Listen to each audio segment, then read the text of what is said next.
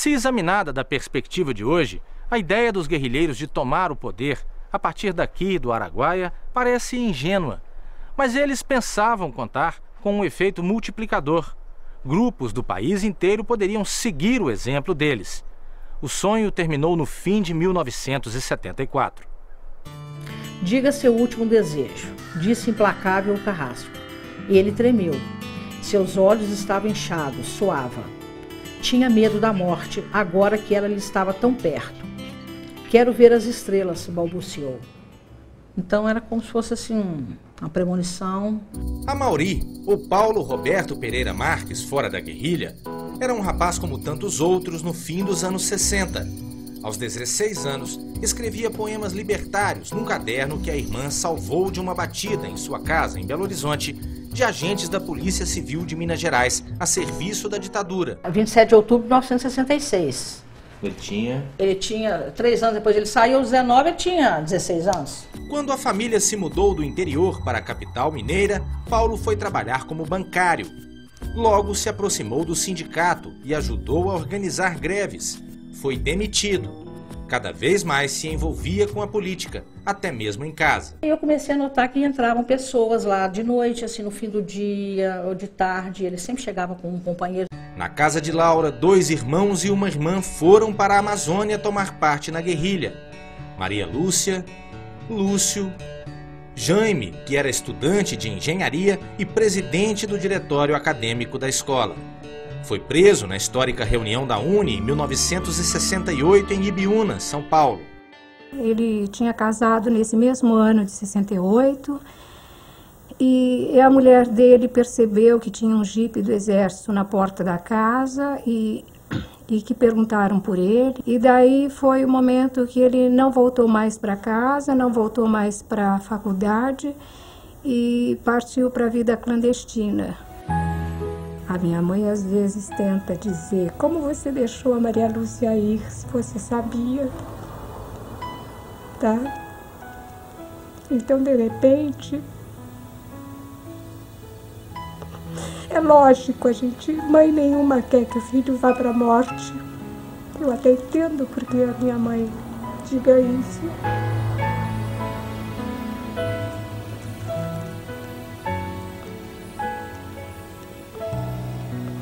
Mas também é muito difícil dizer para minha mãe: não fui eu que matei a minha irmã, foi a ditadura, entende? Baixo Araguaia, início de 1973. A guerrilha, depois das 2 primeiras ofensivas do exército, experimentava um sentimento de vitória. O tempo mostraria que era só ilusão. Naqueles dias começava a 3ª e última operação militar contra os rebeldes. Desta vez, sem recrutas nem militares pouco experientes, só profissionais participariam. Então, na 3ª campanha, não mais de forma ingênua, como foram anteriormente, mas já de forma preparada e com a quantidade de soldados menor. Primeira coisa que tem que se fazer é conhecer o seu inimigo. Então, desencadeou-se a operação de informação, né? Houve, no início de 73, a infiltração na região de agentes disfarçados de diversas maneiras, né? Serviço de informação, eles deram para a gente um álbum com foto de todos eles, com o nome completo, tudo. Eles já tinham feito o levantamento da área todinha. Inclusive o pessoal da cidade também, o pessoal importante, farmacêutico, comerciante, também já estava tudo envolvido do lado deles. Então isso fez com que a ação nesse momento fosse uma ação que dificultou e muito o trabalho dos guerrilheiros, inclusive a própria mobilidade deles dentro da mata. Lá na região era a caça a guerrilheiro, certo? E mapear a região, entendeu? Isso foi, a região foi fotografar a região, né? E eu tive o trabalho de mapear as clareiras, como chamavam, né? O exército abriu estradas na mata. Essas vias ficaram conhecidas como OPs, estradas operacionais. Além de facilitar o acesso rápido das tropas de uma parte a outra da região, dificultavam a movimentação dos guerrilheiros. Eu cheguei a ver tratores imensos arrancando as árvores e tal. Para poder desenvolver a terceira campanha, eles, após terem aberto essas 3 estradas, né, a OP1, a OP2 e a OP3, eles vão isolar, tirar todas aquelas pessoas que tinham roças na próxima à mata ou até mesmo dentro da mata. As plantações elas eram sumariamente destruídas, porque o Exército tinha informações de que eram essas pessoas que davam guarida, que alimentavam, que davam mantimentos para os guerrilheiros. Tudo foi ficando mais e mais difícil para os guerrilheiros. Cada vez que nós víamos uma fumaça, então deduzíamos que era a hora deles fazer o almoço, a comida, então aquela fumaça saía de dentro da mata. E foram presos, muita gente foi preso pelo Exército. O que restava da comissão militar propôs a retirada do pessoal que não dava mais para permanecer ali. Como eles não haviam também preparado uma alternativa de saída da região, né, pelo outro lado, eles terminaram ficando cercados. Guerrilheiros presos eram obrigados a escrever panfletos aos colegas que resistiam, tentando persuadi-los a se renderem. A partir de determinado momento, eram os guerrilheiros tentando de todas as formas buscar maneiras de se alimentar e encontrar formas de escapar do cerco. E, de outro lado, tropas preparadas para sair daquela região quando eliminasse o último homem. Em outubro de 73, um acirramento da operação. 250 militares treinados para a guerra na selva chegam ao Araguaia. Andavam na floresta guiados por mateiros.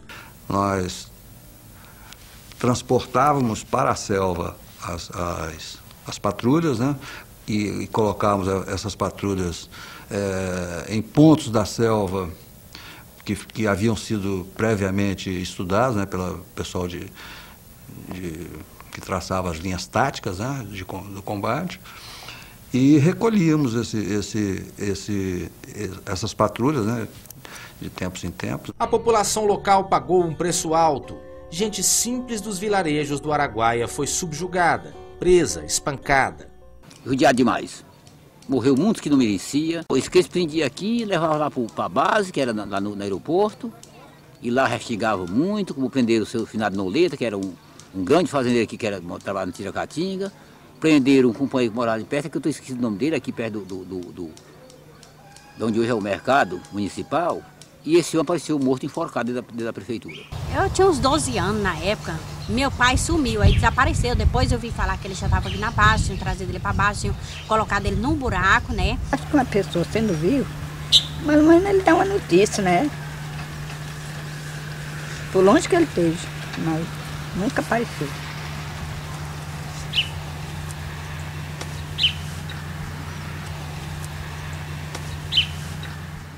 Pelo menos 17 moradores dali morreram durante os pouco mais de 2 anos de campanha. E centenas apanharam e foram humilhados pelos militares da época. Porque praticamente todos eram suspeitos de uma forma ou de outra, colaborarem com os guerrilheiros.